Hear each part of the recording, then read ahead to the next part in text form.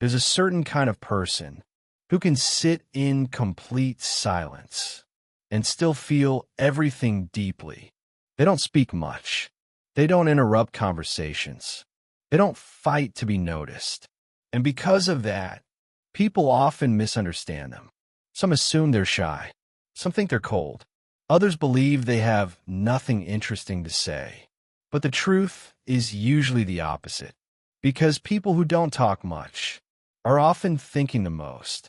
And if you've ever been told you're too quiet, then you already know how strange that feels, as if silence automatically means emptiness. But silence isn't always empty. Sometimes it's full of observation. Imagine this. You're sitting with a group of people. Everyone is talking over each other. Stories, opinions, reactions, noise. And while everyone else speaks instantly, you pause before saying anything. Not because you have nothing to say, but because your mind is processing everything first. The tone in someone's voice, the energy in the room, the meaning behind certain words. You notice details other people miss.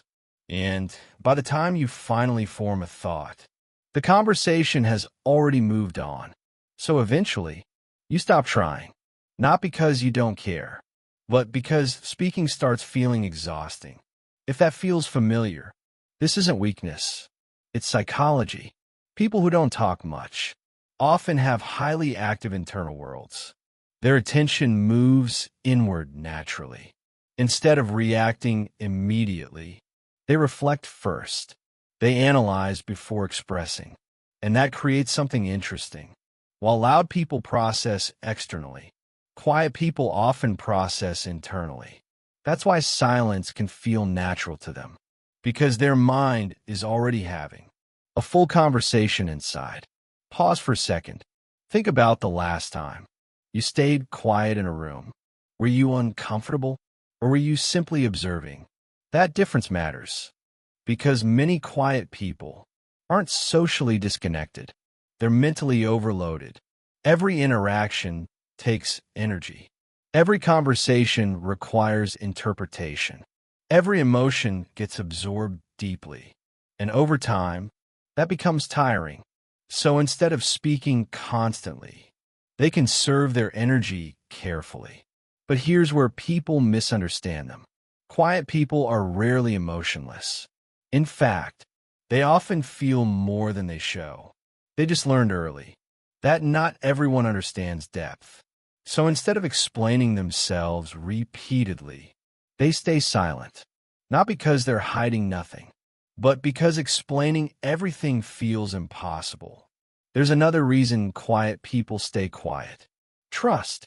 They don't open up easily. Not because they dislike people, but because they value emotional safety. Some people speak freely with everyone.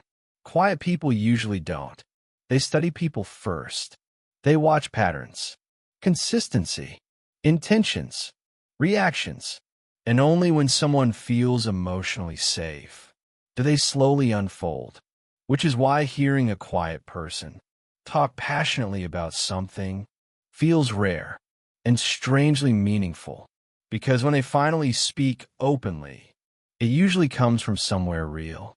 Real life looks like this: typing a long message, then deleting it completely, wanting to explain your feelings, but not finding the right words, replaying conversations afterward, thinking about what you should have said, feeling deeply connected to someone internally, while barely expressing it outwardly, and sometimes being called mysterious when you're actually just careful. Pause again.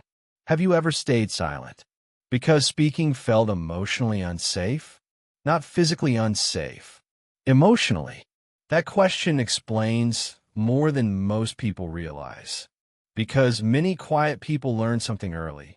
Being misunderstood hurts. So eventually, they stop offering pieces of themselves so easily. And after enough experiences like that, silence becomes protection. But here's the twist. The quietest people in a room often understand the room best, because while everyone else focuses on being heard. Quiet people focus on noticing, and noticing changes everything. They notice discomfort hidden behind smiles. They notice tension behind certain words. They notice who listens and who only waits to speak. That awareness makes them emotionally intelligent, but also makes them cautious. Because once you notice people deeply, you stop trusting surface-level connection, and shallow conversations start feeling empty. That's why many quiet people prefer a few deep connections over dozens of shallow ones. Because they don't crave attention, they crave understanding. And those are completely different things. But silence has a hidden danger too. Sometimes, quiet people hold everything inside for too long. They become the listener for everyone else, while nobody truly listens to them. They learn how to understand others perfectly, but struggle explaining themselves. And eventually, that loneliness becomes invisible. Because nobody checks on a quiet person. Everyone assumes they're okay. After all, they never complain. But silence doesn't always mean peace. Sometimes, it means someone got tired of explaining pain. So if you're someone who doesn't talk much, there's nothing wrong with you. You're not boring. You're not broken. You're not emotionally distant. Your mind simply experiences the world differently. You think before speaking. You feel before reacting. You observe before trusting. And in a loud world, that kind of depth can feel isolating. But it's also rare, because people who speak less often carry the deepest thoughts, the deepest emotions, the deepest understanding. They just don't hand those pieces to everyone casually. And maybe that's not weakness. Maybe it's wisdom, because not every mind was built to be loud. Some are built to notice. Some were built to feel deeply. And some people were never meant to fill every silence, only the meaningful ones. Because silence doesn't erase emotion. Sometimes it protects it. And the people who understand that usually understand quiet people best. So stop forcing yourself to be louder just to make others comfortable. You don't need to perform constantly to have depth. You don't need to fill every room with noise to matter. Because some people leave impact through volume, and others leave impact through understanding. And maybe your silence was never emptiness. Maybe it was depth, waiting for the right place to be understood.